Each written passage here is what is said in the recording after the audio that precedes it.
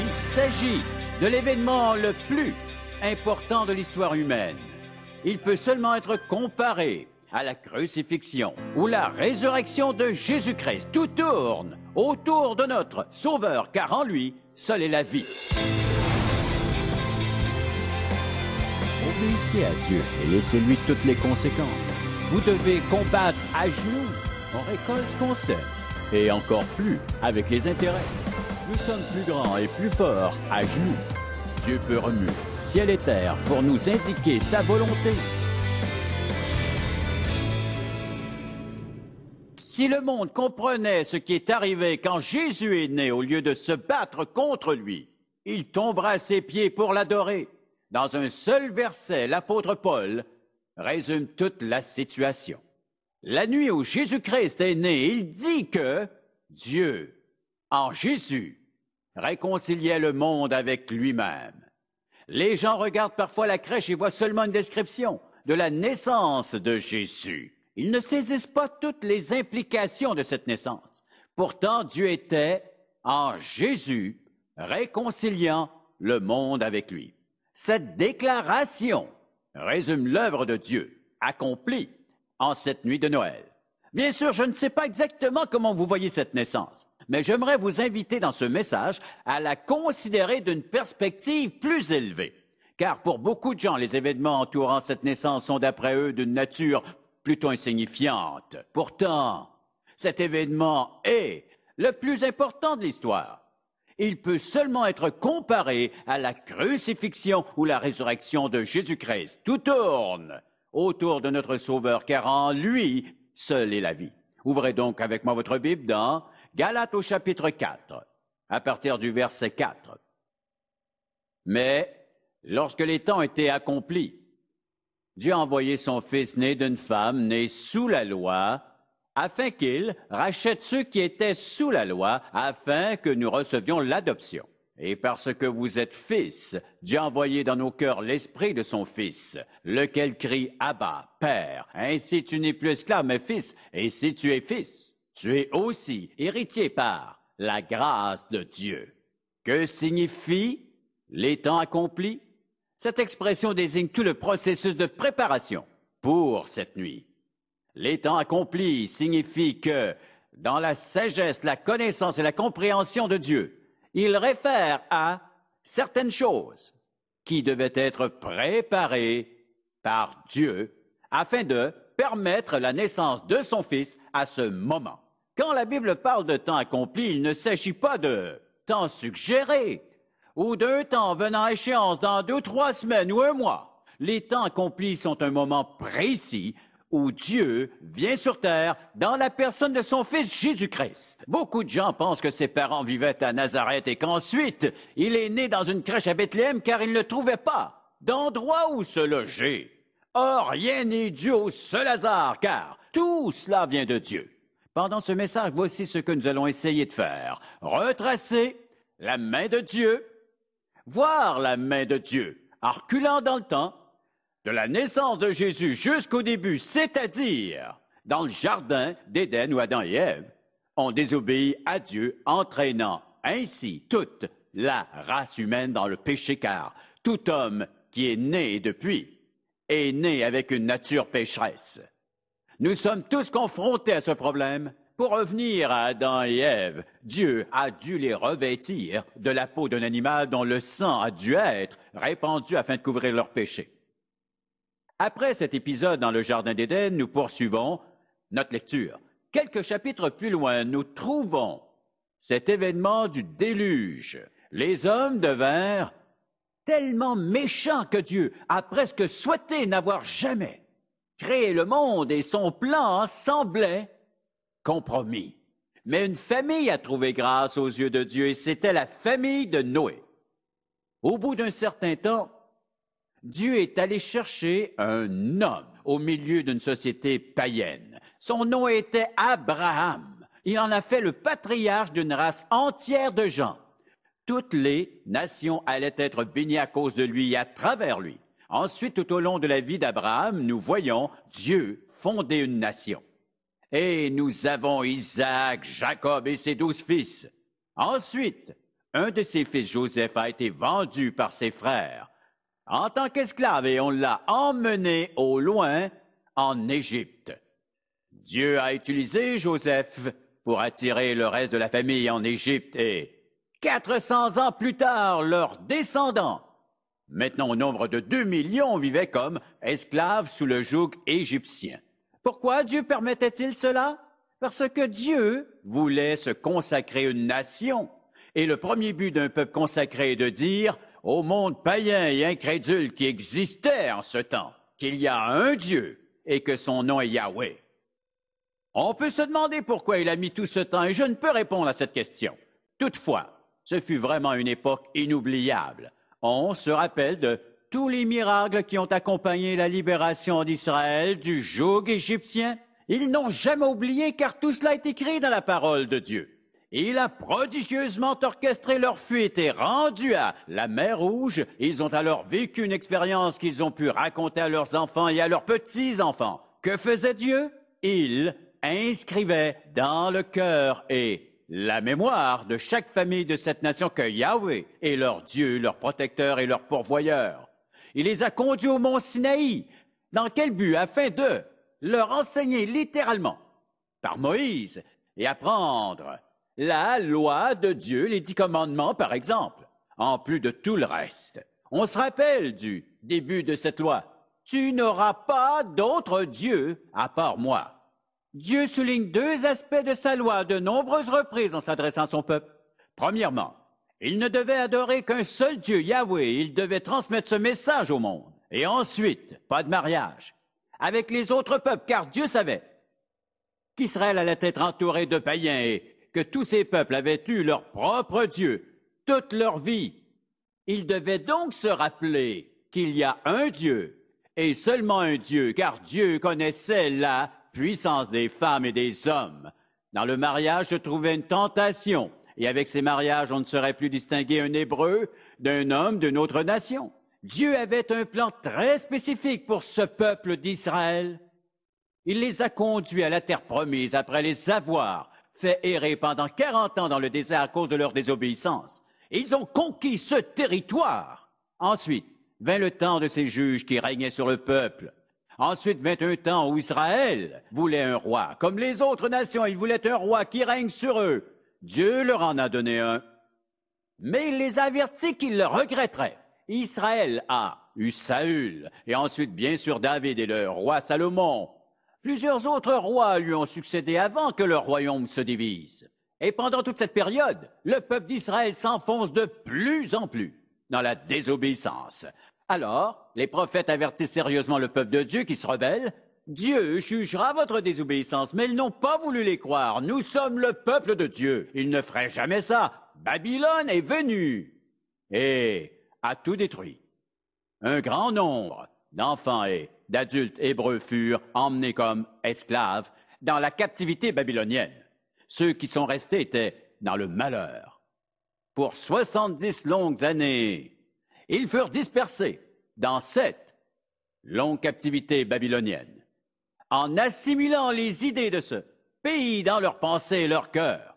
Et après cette période de temps, comme Jérémie l'avait d'ailleurs annoncé, les Perses sont venus et ont vaincu les Babyloniens.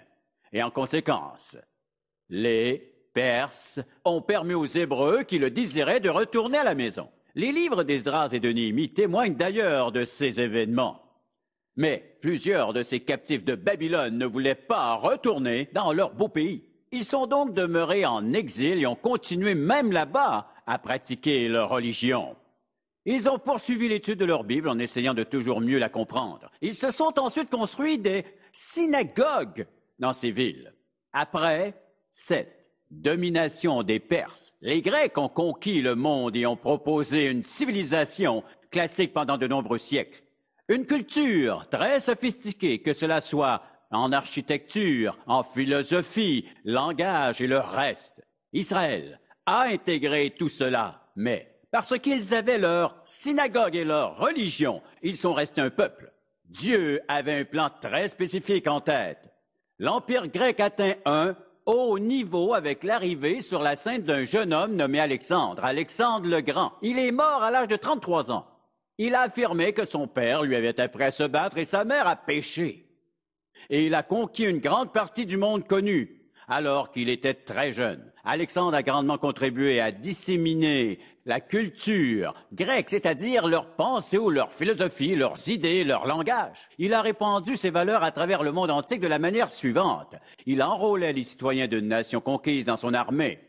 Puisque ces hommes ne connaissaient pas la langue grecque, ils devaient l'apprendre afin de pouvoir obéir aux ordres donnés par leurs supérieurs. Ils devaient bien se comprendre. Rien ne sert de donner un ordre en grec si vos soldats ne vous comprennent pas. Dieu prenait des choses simples pour leur apprendre la langue. Une caractéristique et un atout de la langue grecque est sa remarquable précision. En conséquence, les Hébreux ont appris la langue grecque et s'en sont servis pour répandre la parole de Dieu. Et voici ce qu'ils ont fait. De significatif pour nous, ils ont traduit l'Ancien Testament au complet en langue grecque. Ainsi, les Hébreux, vivant au milieu de cultures différentes et parlant diverses langues, pouvaient comprendre ce livre. De cette manière, la culture grecque a bien favorisé la diffusion de la parole de Dieu dans le monde. Ensuite, les Romains ont entrepris à leur tour la conquête du monde connu. Leurs soldats ont marché, détruisant les frontières partout où ils allaient. Ils avaient construit presque 100 000 kilomètres de routes avant que Jésus vienne. Les routes et les mers étaient sûres pour la plupart. César régnait sur le monde d'alors. Et tous ces événements qui pourraient juste sembler historiques et sans aucun rapport entre eux faisaient partie du plan de Dieu dans les temps accomplis. Or, considérons le commerce en ces temps-là. Sur les mers ou sur les routes, les gens s'affairaient, donc les idées voyagent tout autant que les marchandises. Rappelons-nous qu'à cette époque, une personne pouvait adorer qui elle voulait bien adorer. Les dieux pouvaient être adorés au goût de chacun. Tous étaient libres et les Juifs étaient libres d'adorer Dieu comme ils voulaient.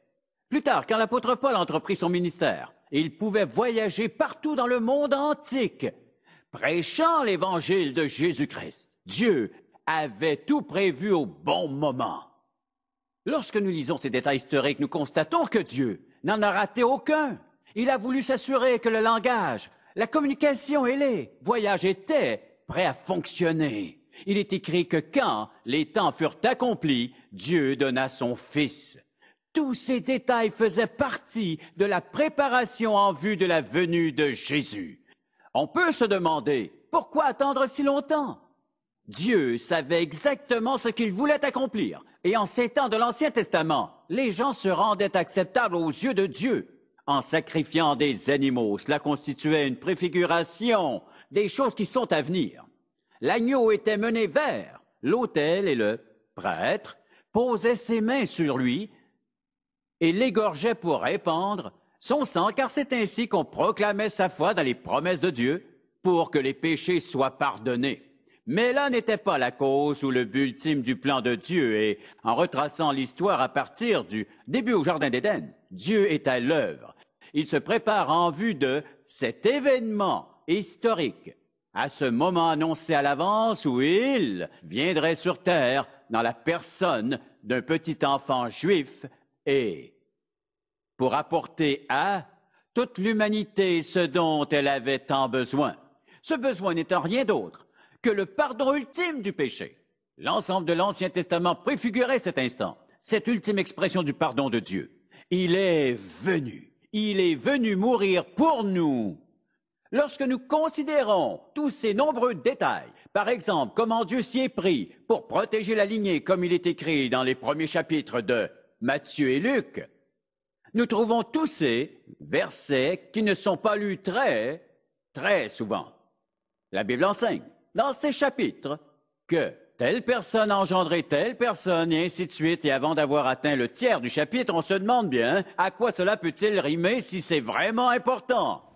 Il est pourtant intéressant de noter qu'on repère dans l'arbre généalogique de Jésus des gens très corrompus et avides. Dieu a voulu consigner toutes ces informations dans sa parole pour la simple raison qu'il n'a jamais rien balayé sous le tapis. Dieu a gardé un arbre généalogique à partir d'Adam et jusqu'à la naissance de Jésus-Christ lui-même. car Dieu veut que nous puissions comprendre qui il est, et cela est très important pour lui. Il est un Dieu fidèle qui tient ses promesses. Alors, la nuit où Jésus-Christ est né constitue un moment clé pour notre temps, car Dieu est venu dans le monde sous la forme d'un petit bébé pour racheter l'humanité. Né d'une vierge, Jésus a été conçu par le Saint-Esprit, ce qui a fait de Marie une femme très spéciale. Bien-aimée de Dieu, elle ne peut cependant sauver personne, car elle n'est qu'un être humain. Mais Jésus est Dieu sans péché, conçu par le Saint-Esprit, né d'une vierge. Pourquoi est-ce aussi important qu'il soit né d'une vierge? Pourquoi tenons-nous tant cette doctrine? Car s'il n'est pas né d'une vierge, il est aussi pécheur que nous. Il n'aurait donc pas pu faire pour nous ce que Dieu l'avait envoyé faire, c'est-à-dire mourir à notre place. Dans la Bible, Jésus est appelé l'agneau de Dieu. Et pourquoi élève-t-on des agneaux? On élève des agneaux pour les tuer. Ne pensez pas à votre chien ou votre chat, c'est pas pareil. On n'élève pas ces gentils agneaux, ces bœufs, ces porcs, pour nous garder compagnie, mais pour les tuer. Qu'est venu faire Jésus sur la terre? Mourir pour nos péchés, car personne d'autre ne pouvait faire ce qu'il a fait pour nous. Lui seul pouvait le faire. Et toute notre rédemption éternelle dépend du fait que Jésus est né d'une vierge. Et si quelqu'un vous dit que ce n'est pas important, ne le croyez pas. Oui, c'est très important. Jésus devait être sans péché pour pouvoir mourir pour mon péché, payer la dette de mon péché pour de bon. Nous devons croire à la naissance virginale de Jésus. Et que dire de cette autre merveille? Écoutez bien ceci. Galates chapitre 4.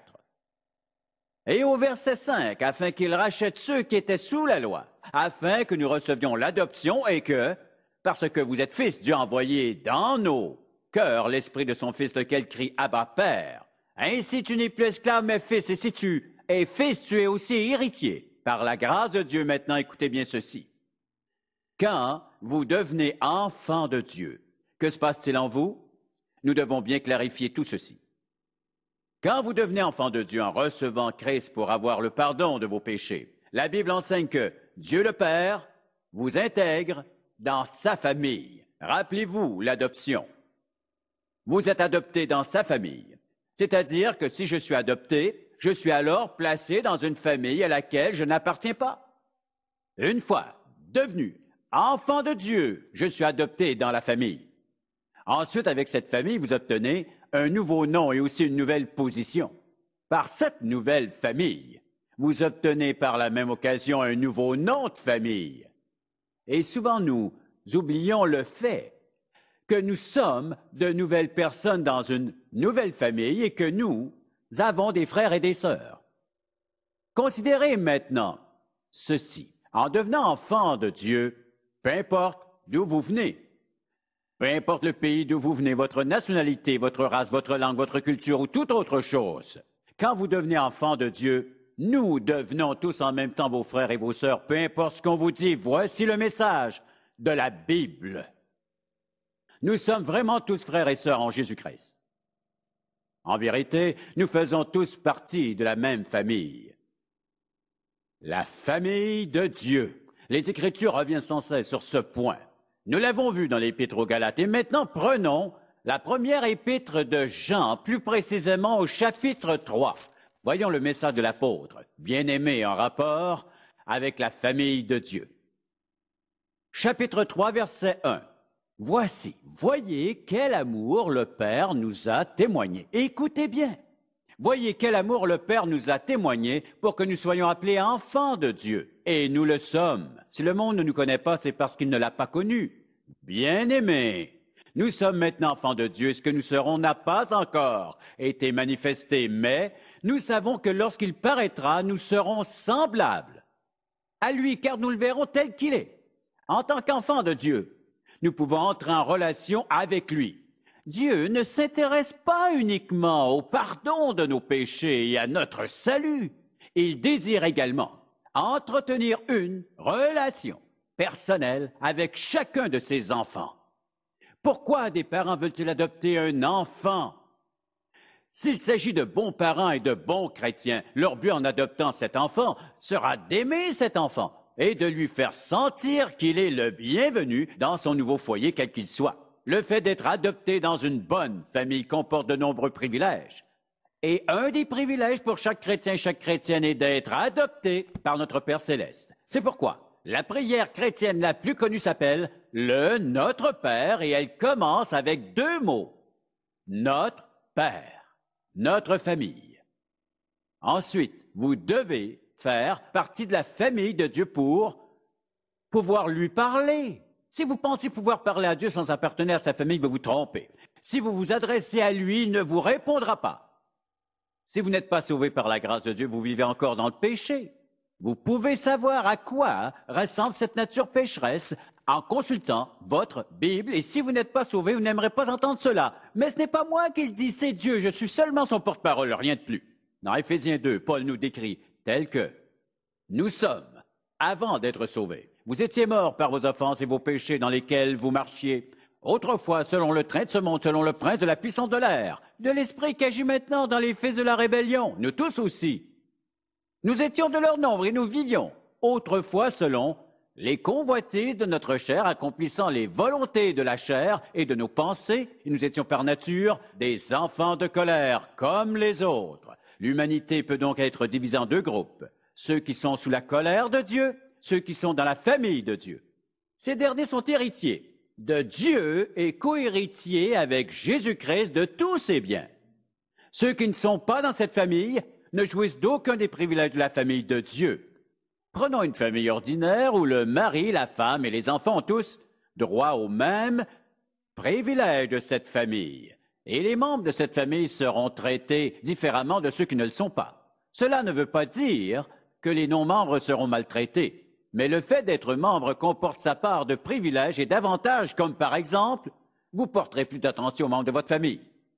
Vous traiterez vos enfants mieux que ceux des autres, du moins la plupart du temps, car lorsque j'invitais des amis chez moi, ma mère leur donnait autant à eux qu'à moi, et je confesse que cela ne me convenait pas toujours. Mais c'était sa façon d'agir, et depuis j'ai appris à apprécier cette attitude.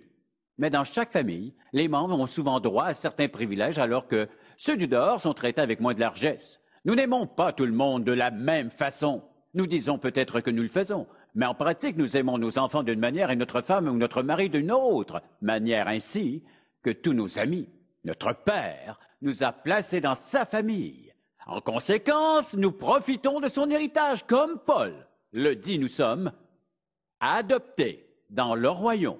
Nous avons l'amour du Père, et ce n'est pas tout. Nous avons reçu le Saint-Esprit.